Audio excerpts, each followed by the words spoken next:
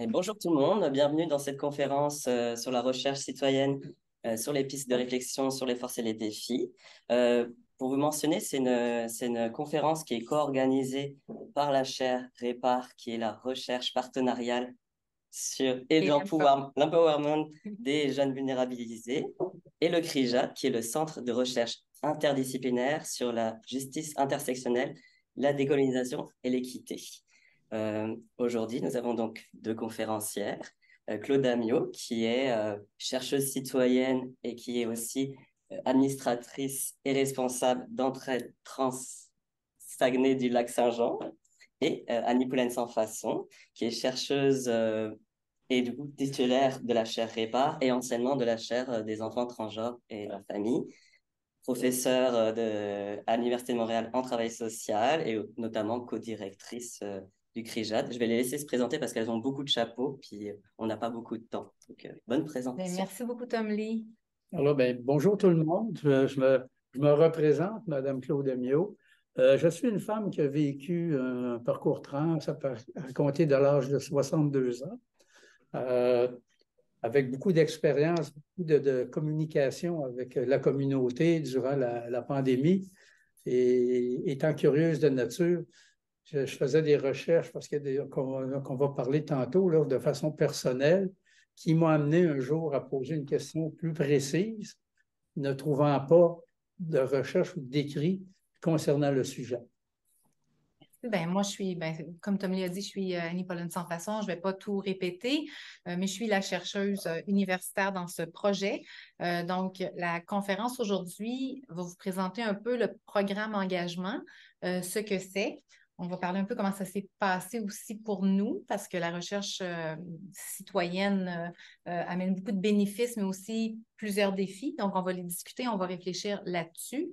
Et on va vous parler aussi des pistes de solutions qu'on voit pour le futur de la recherche citoyenne. Un détail important, avant d'entreprendre cette recherche, ce travail, Annie et moi, on ne se connaissait pas.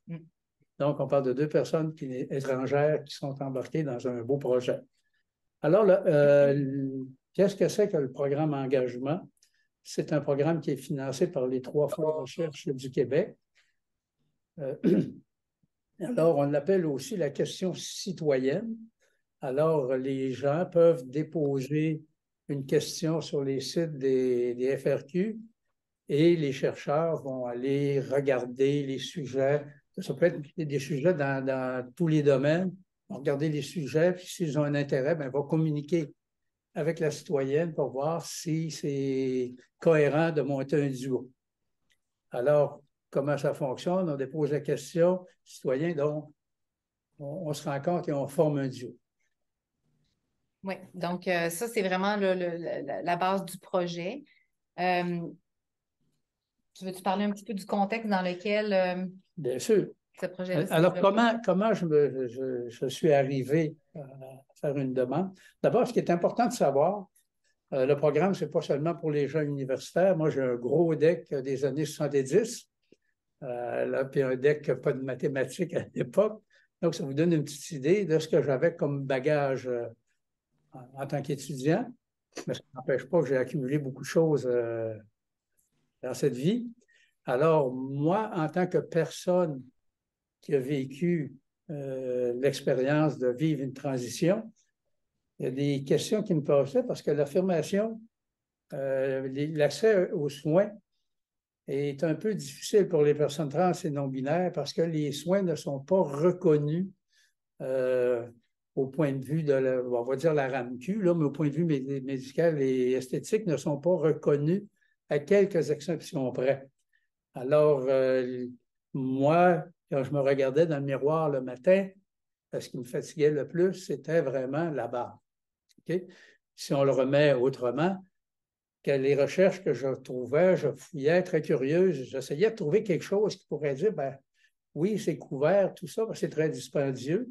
Moi, à l'âge que j'ai, beaucoup de barbe blanche, donc c'est de l'électrolyse, c'est très long, très coûteux.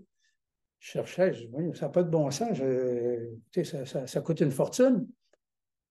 Ça, comment ça se fait que c'est pas couvert et pourquoi? Et là, je faisais les recherches. Les seules recherches que je trouvais nous concernant, la majorité des articles, c'était l'entrejambe et la mastectomie. Même pas l'augmentation mammaire, la mastectomie pour les hommes trans. C'est tout ce que je trouvais. Et souvent, les recherches, ce qu'on lisait, les conclusions, alors une vaginoplastie, une phalloplastie, qu'importe, là, ça règle les problèmes de dysphorie, les problèmes de dépression, de pensée suicidaire et de suicide. Moi, j'avais un gros problème le matin. Je regardais le miroir parce que je voyais c'est une femme à barbe. Je ne sais pas si vous vous rappelez, dans les foires, là, c'était vraiment phénomène de foire, la femme à barbe. Alors, ça ne me permettait pas de m'épanouir et de pouvoir aller vivre en public, malgré que ça a pris une dizaine de mois, jusqu'après mon début de traitement hormonal, avant de faire ma première sortie de ma vie, avec des vêtements féminins apparents, de façon féminine, mais j'allais dans une rencontre d'entraide trans Saguenay-Lac-Saint-Jean. Donc, j'allais dans un milieu sécuritaire de gens qui vivaient la même expérience. Ça, c'est la deuxième fois. C'est la première fois que je suis allé garçon. À la deuxième rencontre, là, je savais que j'allais là en sécurité. Alors, de là m'est venue la question. J'ai cherché. J'ai jamais trouvé de réponse en ce qui concernait toutes les autres chirurgies, l'apparence. Moi, les gens ne me regardaient pas l'entrejambe quand ils me rencontrent. Ils me regardent le visage en premier. Et s'il y avait un doute, les yeux baissaient sur une belle poitrine plate. Alors, c'est là où je me suis dit, je ne trouvais pas de recherche et j'ai commencé avec des connaissances, des organismes. Hey, ça se pourrait-tu? À un moment donné, il y a une personne qui m'a expliqué un peu la recherche. Moi, je pensais que c'était simple, une recherche. Moi, je pensais, je pose la question, on ramasse les réponses, bingo. Mais là, la personne, moi, je trouvais qu'elle mettait du crémage sur le gâteau, m'expliquait, là, puis ça prend. Là, j'ai dit, bon, moi, ma déduction, c'est qu'il ne veut pas le faire, il n'est pas intéressé, ils ne sont pas intéressés. Quelques mois plus tard, à un moment donné, une personne m'a introduite au programme engagement, m'a expliqué le programme, et là, on s'est rencontrés les gens avec qui j'avais demandé pour la question de tout ça. Et j'ai eu la chance en plus, ça c'est important, j'ai eu la chance en plus parce que là, on dit oui, on va déposer une question. Puis j'ai une personne qui avait travaillé en recherche qui m'a aidé à formuler la question. Parce que ma question au départ, là, c'était quelques mots. Hein, c'est quoi qu'on a besoin? J'en fais plus courte un peu. C'est quoi qu'on a besoin? La question qui a été déposée sur les fonds de recherche, une page et demie. Je tourne sur la prochaine diapo. Oui. Ah ben, moi aussi, je m'en tourne. Ici. Alors, la question, c'était, en bref, quelles sont les chirurgies de réassignation de genre priorisées par les personnes ayant vécu, vivant ou en questionnement sur leur transition? On dit les chirurgies, mais il faut rajouter les soins esthétiques aussi. Parce qu'actuellement, les épilations du visage ou du corps sont considérées, ce n'est pas éthique, mais c'est considéré comme étant un soin esthétique. Alors, mesdames, promenez-vous avec la barre, puis j'arrête là. Alors, ça a été ma question qui a été en plus long, qui a été déposée sur les fonds de recherche. Et là, ben, la question a été déposée, beaucoup d'impatience à attendre une réponse. Et moi, on m'avait posé la question, qui tu verrais? Et là, de par réputation, j'avais 3 personnes, Mme Chamberlain, Mme Dominico et Annie Poulaine sans façon. Annie Poulaine sans façon, pour moi, ça ne se pouvait pas. Le 4 août, puis là, je recevais des réponses. « Hey, on va vous appuyer, etc. » Mais toutes sortes de raisons, les gens ne pouvaient pas. C'est correct. Et le 4 août, je reçois un courriel, Annie Poulaine sans façon. Moi, dans ma tête, bon, ça va être quoi la raison? Au contraire, question très pertinente, il y a une condition. Et cette condition-là a changé beaucoup de choses. Ben oui, en fait, c'est ça, j'ai vu Madame Mamillot, à ce moment-là, je ne la connaissais pas. Maintenant, Claude m'avait écrit avec son collègue pour savoir si j'étais intéressée à faire cette recherche.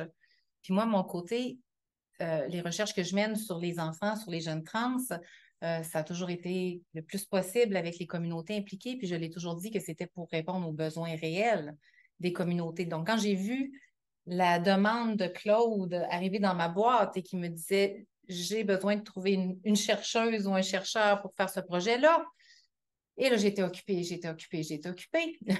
Et là, je me suis dit « Mais je ne peux pas dire non. » Parce que si je dis non, comment est-ce que qui je suis fait sens dans mon programme de recherche? Il fallait que je dise oui. Mais en même temps, je ne travaille pas du tout avec les adultes. Puis c'est quelque chose que j'ai toujours essayé vraiment de tenir la limite parce que c'est des grosses populations. Donc, ma condition, c'était qu'on introduise une dimension jeunesse dans la recherche et donc qu'on ne s'intéresse pas seulement qu'aux chirurgies du bas du corps, parce qu'évidemment, c'est pas accessible aux mineurs et qu'on regarde ça de plus de façon générale, l'accès aux soins médicaux et qu'on puisse éventuellement faire une comparaison entre les besoins des jeunes personnes trans et non-binaires et des personnes adultes. Donc, c'était la condition et on s'est entendu assez rapidement. En fait, quand Annie m'a présenté la condition, pour moi, ça allait de soi. Je ne pouvais pas faire une recherche juste pour les gens de 60 ans, parce que les jeunes ont des besoins. Ben, est-ce qu'ils ont les mêmes? On va le savoir bientôt. Mais c'était justement, qu'est-ce que les personnes désirent? Et avec des catégories d'âge pour vraiment bien cibler les besoins.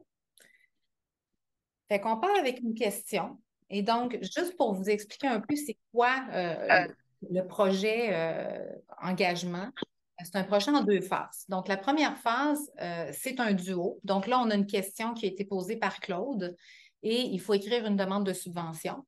Il faut s'assurer qu'on a une compréhension réciproque. Fait qu'on a eu une petite rencontre, on s'est parlé, en fait, c'est cette fois-là qu'on s'est rencontrés au restaurant pour la première fois. Au restaurant. Puis il faut que je dise, ça c'est important. Voyez-vous, on a tout le temps des idées préconçues. Puis moi, ben, écoute, la réputation de Madame Sans Façon, pour moi, dans la recherche et tout, là, moi, j'imaginais rencontrer quelqu'un qui était sur un gros piédestal. Je vais vous dire honnêtement, ça, c'est une vision que souvent, on a des professionnels. On s'est assis au restaurant, puis ça a pris 30 secondes. Très à l'aise, vraiment, là. On s'est jasé ça. Oui. On s'est jasé ça. Puis l'idée, ben, c'est ça, c'est qu'il fallait qu'on s'entende vraiment sur une question. Fait qu'on s'est entendu sur une question qui allait être assez bien pour déposer. Et puis, la première étape, en fait, c'est lorsqu'on reçoit le financement, c'est de s'assurer que la personne citoyenne puisse acquérir les connaissances de base pour faire de la recherche. Parce que de la recherche citoyenne, ben, c'est ça. Pas tous les citoyens sont formés en recherche. Donc, notre première phase, c'était vraiment d'essayer de comprendre qu'est-ce qu'on allait faire, c'est quoi la recherche, et produire une recension des écrits.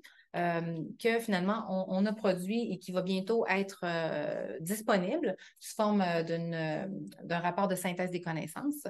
Et une fois qu'on a fait ça, ben, il a fallu retourner au Fonds de recherche du Québec. Donc ça, c'est la première année. On va vous parler là, de vraiment tout ce qu'on a fait en détail dans un moment. Mais la première année, c'était vraiment de former Claude en recherche. Deuxième étape, on a appliqué pour la 2e année pour savoir si on pouvait avoir l'argent pour faire la recherche. Parce que la première année, c'est vraiment juste la formation de la personne citoyenne et non pas le projet en tant que tel. Donc, on a appliqué pour la phase 2.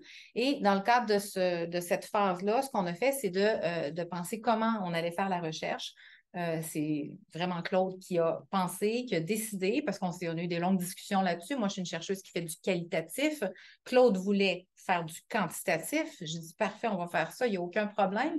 Mais il va falloir qu'on s'entoure de personnes, parce que moi, c'est pas parce qu'on est chercheur qu'on est spécialiste dans tout. Donc, pour moi, c'était clair, il fallait qu'on comprenne les limites de l'une l'autre. On s'est dit, parfait, on va budgéter pour avoir des heures de travail, de recherche. Et donc, on a fait une enquête qui a été lancée. On a eu quand même plusieurs participants. On a 241 questionnaires, si je ne me trompe pas, qui sont utiles, qu'on va pouvoir utiliser. On est en train de faire l'analyse. En fait, Claude est ici cette semaine pour la conférence, mais aussi parce qu'on est en train de rédiger le rapport de recherche. Et voilà, après la prochaine phase, je vous dirais, ça va être de prendre ce rapport-là préliminaire et faire de la mobilisation des connaissances. Claude, tu vas être impliqué là-dedans. Aller présenter les données, on va aller en présenter au Lac-Saint-Jean, on va en présenter à Montréal, on va voir ce que les populations pensent de ce qu'on a à dire, on va vraiment consulter les personnes trans et non-binaires de tout âge, pour avoir leur rétroaction. Puis après ça, on va finaliser le rapport de recherche. Fait que vous voyez, en tout et partout, un projet quand même de 2 années première année, vraiment formation de la personne citoyenne et deuxième année, phase action où est-ce qu'on mène le projet. Et là, pour vous situer un peu dans le temps, il nous reste quelques mois parce que le projet se termine en mars. Fait qu'on on est dans nos temps. Vous comprenez que ce genre de projet-là, comme je suis en train de vous décrire, partir d'une question citoyenne et d'emmener ça à quelque chose qui va vraiment se transformer en un projet de recherche qui est rigoureux, dont les données sont utilisables parce que ça, c'est quelque chose que tu voulais. Tu tenais absolument à ce que le projet de recherche soit fait de manière rigoureuse parce que Claude, elle s'est dit, moi, je vais avoir une réponse à cette question-là, puis je vais prendre le rapport, puis je vais aller le porter Acquis de droit. Acquis de droit pour que les gens puissent entendre nos besoins puis qu'on puisse avoir des changements. Donc, vous comprenez que c'est quand même pas ce qu'il y a de plus facile à faire parce qu'on est quand même 2 mondes. On est une personne, mais on est 2 personnes qui travaillent sur le même projet, mais on ne vient pas du même monde, dans le sens où moi, j'étais à l'université, je fais des projets de recherche empirique souvent. Toi, tu es plus dans le milieu du communautaire. Tu n'as pas travaillé dans le milieu de la recherche, tu l'as dit tout à l'heure. Donc, on va vous parler un petit peu des défis qui ont été rencontrés, puis on va réfléchir à comment ces défis-là peuvent être, résolus ou mieux gérés. Juste pour vous donner une petite idée, nous, ça l'a très bien été, fait qu'on n'a pas eu de fiasco du tout, mais il y a eu des petits trucs qu'il a fallu vraiment qu'on s'ajuste, puis on veut vraiment mettre en lumière, je pense, comment la recherche citoyenne peut avoir de grands bénéfices pour plusieurs parties, pour toutes les parties impliquées, mais en même temps, ce n'est pas quelque chose à prendre à la légère. Ce n'est pas un projet, je ne vous dirais pas que c'est un projet qui est facile, ça demande beaucoup d'adaptation, donc c'est ce qu'on va vous parler un petit peu. Donc, vas-y Claude, je te laisse le premier. Donc, évidemment, ce travail-là, il ne faut pas oublier encore là que justement, Annie disait, il ne faut pas prendre ça à la légère. Moi, au départ, je posais une question. Comme monsieur, madame, tout le monde, dans le fond, je posais une question, puis je veux une réponse. Sauf que là, il a fallu, avec Annie, qu'on analyse si on a les mêmes intérêts. Est-ce qu'on va dans le même sens? Alors, ça a été un bon travail. Puis, avec Annie, ça a été très bien, là, parce que les buts étaient clairs. Ça nous a permis de réussir à bien s'entendre, d'avoir la flexibilité, le besoin de travailler ensemble, le plaisir de travailler ensemble. C'est même plus important que le besoin d'apprendre et de s'engager dans la cause. On appelle ça le prochain engagement, mais il faut vraiment être engagé. Ça demande, pour vous donner une idée, la première année, là, je suis parti, il n'y a aucune connaissance. Toutes les semaines, j'avais des rencontres avec des chercheurs, des membres de l'équipe pour m'initier. C'est quoi? On disait quali-quanti. Que c'est ça? Alors, j'ai appris c'est quoi une recherche quantitative, c'est quoi une recherche qualitative. Puis le but de la première année, quand on forme la citoyenne, c'est vraiment de lui donner les outils pour lorsque c'est le temps de demander la subvention pour faire la recherche, qu'elle ait les bons outils pour prendre les bonnes décisions. Puis je pense que mes décisions étaient bonnes parce que je suis allé un petit peu à côté des habitudes d'Annie, qui, elle, c'est vraiment le Cali. Puis elle-même a dit, OK, oui, Cali, ça y va. Puis, on apprend d'ailleurs le Cali. Alors, cette première année-là a été extraordinaire. Je peux vous dire que même ma façon d'analyser des situations de tous les jours a changé. La réflexion. Avant ça, on aurait pu dire, pas telle affaire. Mais là, c'est de regarder plus large. C'est quoi qui est autour de ça? C'est quoi qui amène ça? Je ne savais pas ça avant. Moi, j'avais mes idées préconçues. Bonjour, maintenant, je n'ai plus vraiment d'idées préconçues, entre autres. Ça, c'est un plus. Fait que définir le sujet, c'était un premier défi parce que toi aussi, tu t'es adapté à la question. Fait que c'était, quand on parle vraiment d'un duo, c'est d'aller au-delà de juste une personne qui a son idée puis qui avance avec. Puis si on veut réellement faire de la recherche citoyenne, de la recherche là, vraiment engagée, comme on essaie de faire, il ne faut pas que ce soit un qui prend le dessus sur l'autre. Donc, ça demande beaucoup de flexibilité, puis aussi de la co-construction, puis beaucoup d'ouverture à écouter qu'est-ce que l'autre veut faire. Vous allez voir ça, en fait, ça va emmener d'autres défis. Parce que de s'en aller dans ce genre de projet-là, c'est sûr que moi, si j'étais allée avec juste mes intérêts, mes façons de fonctionner, ben ça aurait été facile parce que, tu sais, les gens sont formés autour de moi, ils auraient pu tout prendre. Mais là, on a décidé d'aller avec ses questions de recherche, sa manière de faire. Et puis là, ben, ça veut dire que si on va vraiment dans ce sens-là, ben, il va falloir mettre en place des mesures pour justement faciliter ce processus-là. Donc, c'est un premier défi. Peut-être pour toi, je pense quand on en a parlé au niveau de la question, de la définition de la question, c'était pas évident. Puis surtout, au tout début, même avant qu'on se rencontre comme duo, c'était quelque chose. Puis je pense que tu en as discuté comme quoi si tu n'avais pas eu les gens autour de toi. Très, très important. Et c'est d'ailleurs là où je recommande au programme de peut-être établir un bon accompagnement du citoyen ou de la citoyenne, parce que, comme je vous dis, j'ai eu la chance, moi, avec mes gens autour de moi, d'avoir une personne qui a déjà fait de la recherche. C'était Dominique Bizot, c'est quelqu'un de l'université, en fait. Tu avais déjà un chercheur qui t'a aidé. J'avais un chercheur et j'ai eu une autre personne qui, sans le savoir, là, qui était en congé maladie, qui m'a aidé à monter la question. OK? Sans savoir. D'ailleurs, quand on a parlé à Annie, elle a dit, j'ai un tel là, qui revient de congé maladie, il va pouvoir... je le connais. Il connaît la question, on l'a monté ensemble. Donc, ça, je l'ai eu, cette aide-là, de par mes relations. Alors, mais je pense que quelqu'un, un citoyen, une citoyenne qui arriverait avec une question, mais qui n'a pas cet accompagnement-là, ce serait important que...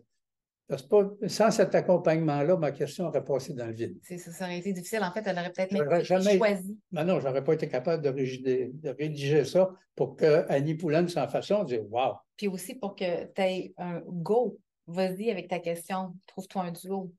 Donc, oui. Donc, l'accompagnement est important. Un deuxième défi, peut-être qu'on a identifié, c'est pour nous, en tout cas, ça a été des enjeux plus géographiques, puis j'appellerais ça des enjeux occupationnels, d'occupation. Parce que quand on commence un projet engagement comme ça, ben Claude doit s'engager dans une démarche de recherche, mais les subventions qui sont données, ce n'est pas des grosses subventions. Donc, ça ne permet pas à la personne citoyenne de juste laisser son travail, laisser toutes ses occupations, puis partir à faire de la recherche pendant 1 année, 2 années. Fait que là, il y a un enjeu parce que toi, tu travailles temps plein. Donc, ça prenait une adaptation de son horaire pour être capable de faire le travail. Même si on peut payer un salaire à la chercheuse citoyenne, il faut quand même trouver le temps de faire le travail. Donc, en ce moment-là, tu t'es presque retrouvé comme moi où tu avais moins de temps pour faire la recherche et là, on avait besoin d'aide pour justement faire avancer le projet. Donc, un premier type de défi, ben, c'est d'être capable d'accueillir, d'avoir l'espace, en fait, pour mener cette recherche-là comme quelqu'un qui travaille et qui ne peut pas juste arrêter toutes ces activités-là. Il y a aussi pour nous, c'était beaucoup au niveau géographique parce que Claude est au Lac-Saint-Jean, on est à l'Université de Montréal. Donc là, si on veut travailler ensemble, oui, depuis la pandémie, on a la technologie, on peut utiliser Zoom, tout va bien, mais il faut quand même faire des visites. Là, on ne va pas faire 2 ans sur Zoom, ça ne va pas être bien intéressant pour une chercheuse citoyenne de faire de la recherche juste à distance. Donc là, d'avoir la distance, une grande distance géographique entre nous, c'était pas évident parce que Claude ne pouvait pas venir à chaque semaine nous rencontrer. C'était un gros défi parce que si tu étais à Montréal ou si on était au Lac-Saint-Jean, tu aurais pu venir à chaque semaine, passer une journée ou une demi-journée au local de recherche, puis interagir avec les chercheurs, avec les assistants de recherche. Mais là, on ne pouvait pas faire ça. Ce qui veut dire que Claude venait passer des semaines intenses. Mais là, ça veut dire que moi, si quelqu'un vient passer une semaine intense ici, ça veut dire qu'il faut que j'organise mon horaire. Puis autant on veut faire ça, autant dans la vraie vie, des fois, c'est pas possible de tout mettre de côté. Fait que là, je me sens pas bien parce que là, Claude est ici toute la semaine, puis là, je suis pas capable de passer la semaine au complet avec elle. Donc là, les défis géographiques sont importants parce que, comme je l'ai dit, ça fait tout partie de l'engagement. Moi, je m'engage à faire de la recherche citoyenne. C'est pas juste pour avoir une subvention puis dire, bon, ben Claude, on va remettre un projet, tu le signeras si tu es d'accord. C'est pas ça. C'est qu'on va vraiment commencer à faire le travail. Fait qu'il a fallu vraiment comme revoir notre façon de faire, de vraiment réfléchir à comment on va s'arranger. Puis encore une fois, ce que ça l'a pris pour nous, ce qui a assuré le succès, je dirais, là, c'est de l'adaptation, de l'adaptation, de l'adaptation. Être capable de se parler, être capable de s'écouter puis être capable de se comprendre. Parce que je pense que tu as compris que des fois, je ne pouvais pas tout le temps être là. J'ai compris que toi, tu ne pouvais pas être disponible en plein milieu de la journée. Ça veut dire que souvent, on se rencontrait tard le soir pour être capable justement d'avancer. Fait que ça demande... était fatigué pour J'étais fatiguée, je disais tout le temps, je suis en train de faner. Je dis, si on se parle demain matin, là, je vais être super en forme, mais on ne peut pas. Ou c'était moi qui avais des rendez-vous. Donc, vous comprenez, fait que c'était vraiment un défi parce qu'on rentrait le travail dans des espaces qui sont plus ou moins optimales pour l'une ou pour l'autre. Donc, ça a pris quand même beaucoup d'ajustements, puis il a fallu être capable de se comprendre, puis aussi d'avoir beaucoup d'indulgence pour l'une, l'autre, puis de se dire, ben là, c'est pas de la mauvaise volonté, là. On essaye juste de faire rentrer les choses. Fait que je vous dirais, peut-être, moi, ce que je prends de ce deuxième défi-là, c'est vraiment d'être capable de un, c'est d'embarquer dans un projet de recherche citoyenne puis de se dire que ça va pas être comme les autres projets qu'on mène. Il va falloir vraiment s'adapter. Puis deux, ben, il va falloir qu'on soit capable toutes les deux de se comprendre puis de se soutenir puis ouais. Je ne sais pas si tu as quelque chose à ajouter là-dessus. J'ai pris beaucoup compliqué. Tout ça, c'est pas simple. Donc, il faut vraiment, comme tu disais, toujours s'adapter puis d'avoir la bonne personne aussi. Tu sais, Annie et moi, je comprenais très bien ses horaires, tout ça. Je m'arrangeais avec mes patrons. Ben, regarde, de telle heure à telle heure, je ne serai pas efficace, mais je vais reprendre ce temps-là. Pas compliqué, des matins, je me levais à 6 heures le matin pour faire mes rapports. Parce que j'avais vu Annie ou ceux qui m'ont formé, là, qui m'ont donné mon initiation à la recherche scientifique. Donc, moi, j'ai eu la chance de pouvoir jouer avec mes horaires, mais ce n'était pas toujours possible. Mais non, c'est ça. Puis ce qui nous emmène en fait au troisième défi qu'on a identifié. Je vais te laisser faire ce bout-là. Mais c'est la formation. Oui, la formation. Ben, en fait, à l'instant où on a reçu l'acceptation de la phase 1, qu'on appelle la phase initiation, formation, qu'importe, là, ça a été de trouver justement, on parlait de temps, et là, de trouver les temps pour pouvoir rencontrer les différents membres de l'équipe. Je n'ai pas travaillé uniquement avec Annie, j'ai travaillé avec l'équipe, puis j'ai travaillé souvent avec des gens plus spécialisés à un endroit ou à un autre pour justement me donner toute l'information nécessaire à aller à la phase 2. C'est dans un temps record, hein? Pensez-y, parce que la phase 1, c'est une année. Donc, même presque pas une année, on a un petit peu moins que ça par le temps qu'on a l'argent puis qu'on commence le projet.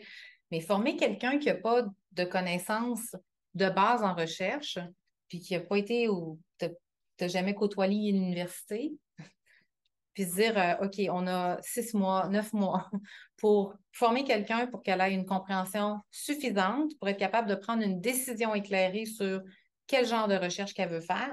Parce que c'est vrai que c'est toi qui as pris la décision par rapport à mener une enquête en ligne plutôt que d'aller faire des entretiens. Parce que moi, je t'avais dit, on va faire des focus group.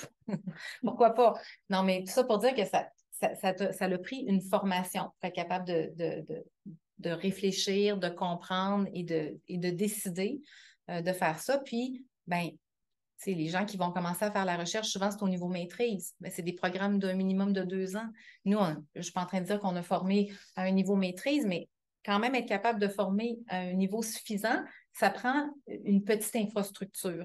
Pour faire ma drôle, je maîtrise suffisamment le sujet pour être capable, par exemple, là, on arrive à une étape, évidemment, je n'ai pas pu apprendre là, à travailler le système de tri des données. Là, ça, on n'aurait jamais eu le temps, mais je comprends ce qui se passe. Ouais.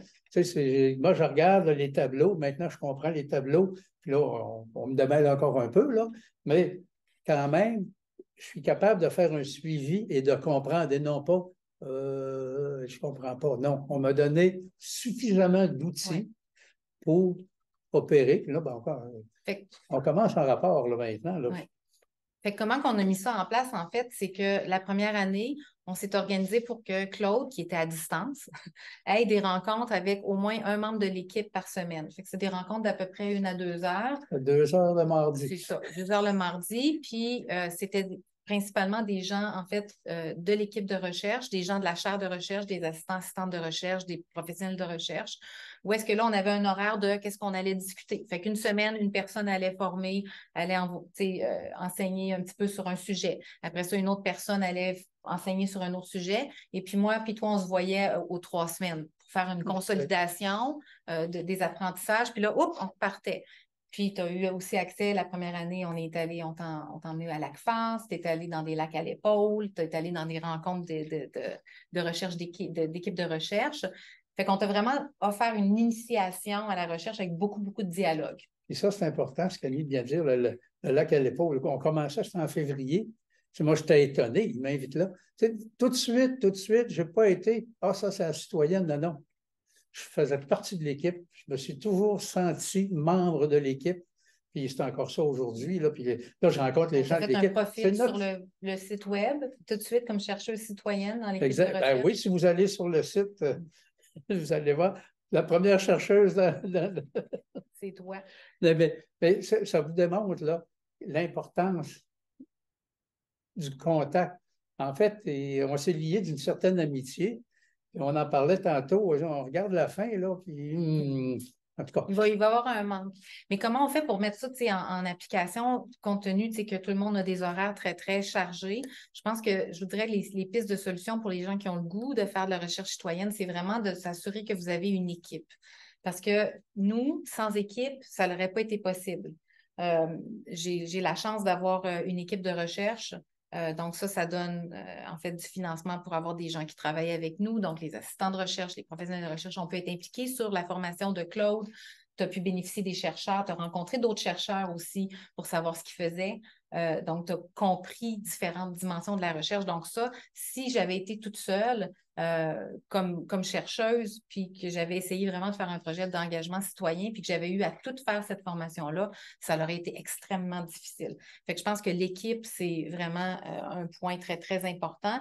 Puis aussi, une programmation de recherche pour faciliter l'accueil. Parce que sinon, c'est quoi? Je vais te parler sur le plan théorique des différentes façons de faire la recherche, mais parce que justement, tu avais accès à différents chercheurs, puis des étudiants, puis des assistants de recherche, ben, ça t'a permis d'aller mettre un peu ton nez dans toutes sortes de projets qu'il y avait en cours, de comprendre des projets d'étudiants de maîtrise, de voir qu'est-ce que d'autres chercheurs faisaient. Puis ça, ben, de fil en aiguille, ça te permet de réfléchir. Puis après ça, quand tu parlais, par exemple, là, je ne vais pas la nommer, tu avais des rencontres, par exemple, avec Morgane. Il disait, puis qu'est-ce que tu penses de ça, toi, en lien avec ta question? Fait que là, ça permettait d'apprendre, en fait, toute l'importance de savoir se situer comme personne quand on s'engage dans la recherche, la rigueur. Je ne sais pas si tu veux dire quelque chose, mais je sais que c'est quelque chose qui t'a beaucoup de lecture au début, là, beaucoup de lecture. Puis là, bon, on parlait de Morgane, on va parler de Morgane, entre autres. Morgane me présentait des choses, puis moi, je ne veux pas, j'ai trouvé ma question. Alors, je revenais tout le temps, moi, pour ma question, est-ce que c'est utile? Tu sais, vraiment, là, j'étais toujours axé à comprendre ce qu'on venait de me dire, quelle utilité ça avait.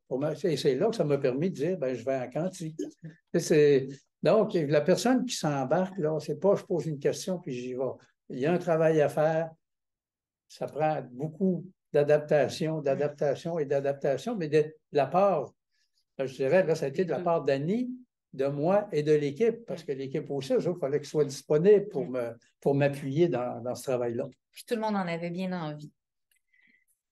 Je vais passer au 4e défi, qui est, ben en fait, je pense que c'est toi qui allais en parler. Ça se peut-tu du 4e défi ou c'est moi? Oui, c'est moi. Non, c'est moi.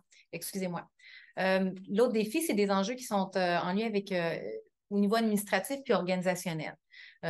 Au niveau, je dirais, administratif, ben, ce genre de subvention-là, en tout cas, la première me semble qu'elle était due en octobre. C'est-tu en octobre? En tout cas, c'est en même temps que d'autres demandes de subvention. Moi, j'ai déposé en juillet, oui. Oui, c'est ça. Et donc, ça, tout de suite en partant au niveau organisationnel, c'est plus difficile parce que les chercheurs qui s'engagent dans cette démarche-là n'auront peut-être pas autant de temps à mettre dans le développement d'une demande que si c'était un autre moment. Moi, quand j'ai accepté de proposer, de déposer quelque chose pour la question, c'est principalement moi qui l'ai écrit.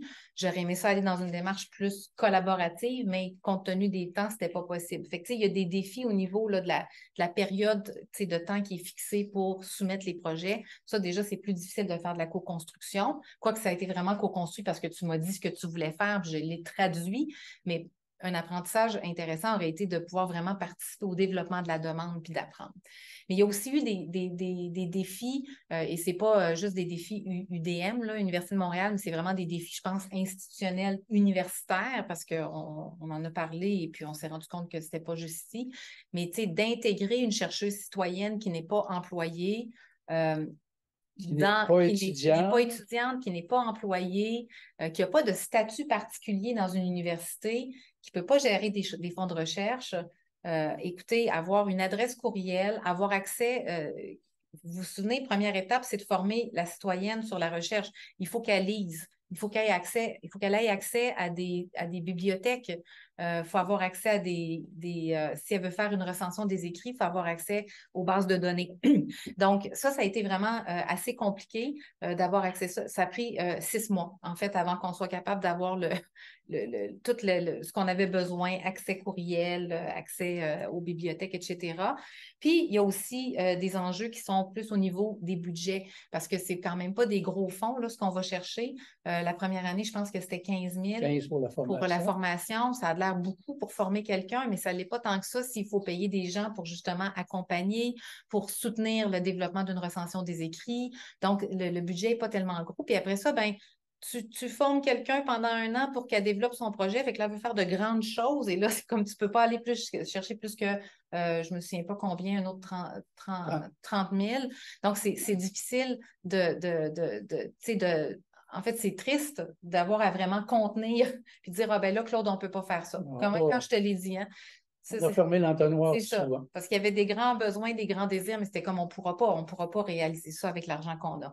Fait que, il y a quand même des enjeux qui sont administratifs et organisationnels. Donc, je vous dirais, peut-être des propositions pour aller de l'avant.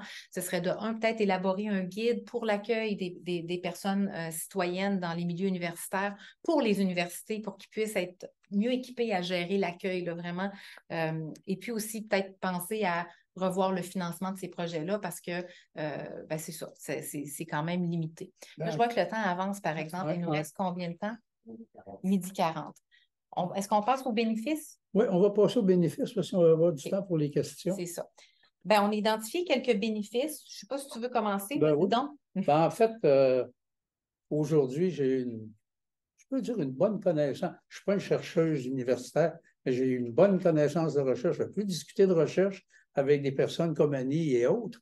D'ailleurs, une chose, à travailler avec Annie, avec son équipe, je me suis fait beaucoup de relations dans le milieu, puis il y a même des choses qui s'en viennent. Il va y avoir une suite. Moi, ce qui est intéressant, c'est que ça se terminera. Cette recherche-là se termine le 31 mars. Il y a d'autres choses qui s'en viennent parce que justement l'intérêt, ce que j'ai amené de mon expérience de vie, plus ce que j'ai appris, il va y avoir des invitations il y a des invitations qui se présentent. Alors, donc, je suis outillé pour en parler. Puis, important aussi, de ma recherche, je vais être capable de faire la défense des droits avec un outil solide. OK?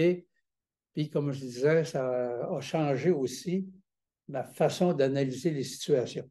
Ça a été assez rapide. Dans les premiers mois, si je ne me trompe pas, je t'ai dit que ma façon de penser, là, la visualisation, là, l'exemple du photographe, justement, là, tu prends une photo, tu élargis un peu, puis tu fais le tour du sujet. C'est extraordinaire.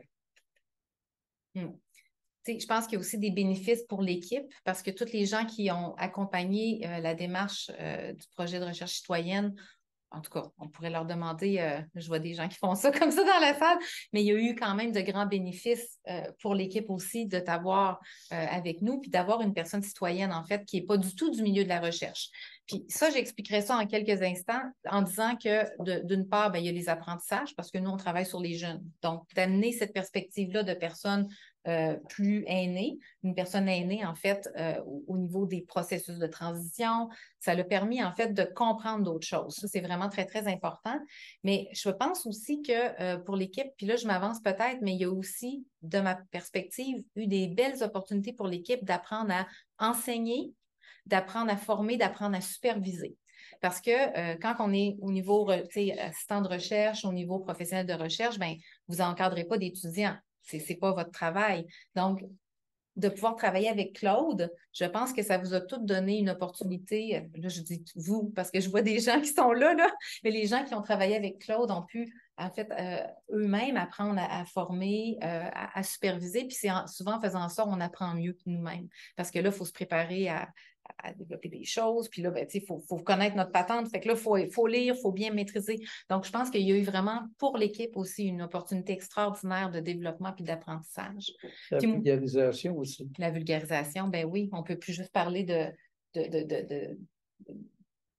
peu importe ce que tu as discuté, mais il faut vraiment avoir les bons mots pour être capable de passer. Pour que la citoyenne comprenne. Pour que la citoyenne comprenne. Fait que ça, c'est vraiment extraordinaire. Puis il y a aussi énormément de bénéfices pour les chercheuses universitaires. Moi, de mon côté, je travaille de façon générale en partenariat avec des organismes communautaires. Fait que c'était pas quelque chose qui était complètement... Ah, bon. C'était pas quelque chose qui était complètement nouveau pour moi de travailler dans une démarche de recherche partenariale, mais de m'embarquer dans ce genre de projet-là qui, en fait, la recherche partenariale c'est presque l'objet du projet. C'est-à-dire que ça ne peut plus juste être une manière de fonctionner, ça devient le projet en tant que tel. Donc, ça m'a permis de développer des réflexions, d'enrichir mes réflexions, en fait, sur les enjeux, les défis, l'éthique, en fait, de s'engager dans une recherche partenariale comme ça. Peut-être la dernière diapo, puis après ça, on pourra passer aux questions. Ben c'est ça, c'est qu'il y a eu des bénéfices, évidemment, pour Claude, pour moi, puis pour l'équipe, mais il y a aussi, je pense, des bénéfices qui sont plus larges. Qui dépassent la recherche elle-même. Au départ, bon, j'ai développé des connaissances qui soutiennent mon engagement parce que je m'implique dans la communauté, donc j'ai des meilleures connaissances, je peux mieux présenter les sujets, faire circuler le savoir aussi. Là, j'ai eu des nouvelles connaissances que je peux partager, autant entre les chercheurs et les communautés.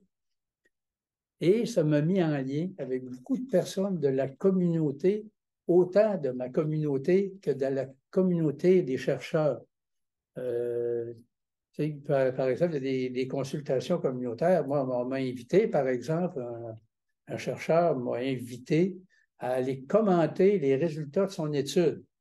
Je n'avais rien vu, là, sur le top, ben, la personne me fait confiance, savait que... Fait que là, tu as une connaissance de ton milieu, ta communauté, mais tu as aussi une lecture critique de ce que les autres t'ont appris à lire la recherche. Et ce qui est intéressant, si on parle rapidement de cette recherche-là, c'est que la personne voulait mon expérience, un, que j'ai vécu avec la communauté, et deux, que je vis avec l'équipe de recherche. Fait que ton expertise de chercheuse citoyenne. Oui. Fait que tu as vraiment développé. Là, je comprends vraiment mon titre de chercheuse citoyenne. Ouais. Parce que là, j'ai assez d'apprentissage pour être capable d'évaluer des choses. Et je peux vous dire, ben, je l'ai dit tantôt, ma recherche en théorie se finissait le 31 mars, mais il y a déjà des développements de nouveaux projets. On a des demandes déjà de subventions de fait avec un autre chercheur, encore pour les jeunes. Mais ce qui est fou, je travaille beaucoup pour les jeunes. Ça peut peut-être étonner tout le monde, là, mais je travaille beaucoup pour les jeunes parce que je veux les aider à vivre ce que j'aurais voulu vivre plus jeune. Ouais. Peut-être une chose que je dirais par rapport aux projets qui s'en viennent, ça, je trouve ça important parce qu'en fait, ce n'est pas des projets entre toi, moi, puis un autre chercheur. C'est des projets que toi, tu développes avec d'autres chercheurs. Et ça, je trouve que c'est extraordinaire parce que ça montre comment, en fait, ce projet-là t'a permis, en fait, d'acquérir ce que tu avais besoin pour être... Tu sais, ça n'a pas besoin d'être toujours un duo. Tu es venu chercher ce que tu avais besoin. Puis, on va continuer à travailler ensemble, évidemment, parce qu'on a des projets, mais c'est pas obligé de rester ici. Tu as accès à d'autres réseaux, puis tu peux t'épanouir puis faire bénéficier, en fait, d'autres groupes, en fait, de ton expertise. Puis ça, je trouve que c'est merveilleux en termes de bénéfices d'un projet citoyen parce que là, maintenant, tu as beaucoup, beaucoup à apporter puis tu peux en faire profiter un plus grand nombre de personnes. Fait que c'est vraiment super pour ça. J'ai développé une certaine assurance aussi d'embarquer dans des sujets plus complexes.